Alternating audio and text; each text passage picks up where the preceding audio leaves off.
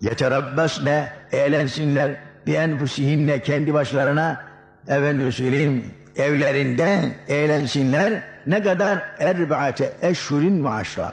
4 ay 10 gün evden çıkmasın diyor. Bir daireden o bir daireye geçmeyecek.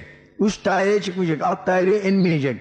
Buna ne diyorsunuz cemaat? Hanginiz yaptınız bunu? Biz buna başladık elhamdülillah. Ölen hanım diyoruz ona, geç evden çıkmasak.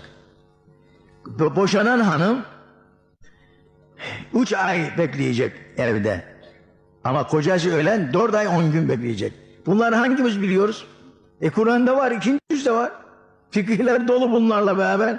Bunları bilip fetva verecek hoca kalmadı. Buna benzer şu namazı da, orucu da, haccü zekatı da, bütün yasakları, mesela faiz haramdır, bunu kimse doğru bir bilip anlatan yok. Pek nadir. Hep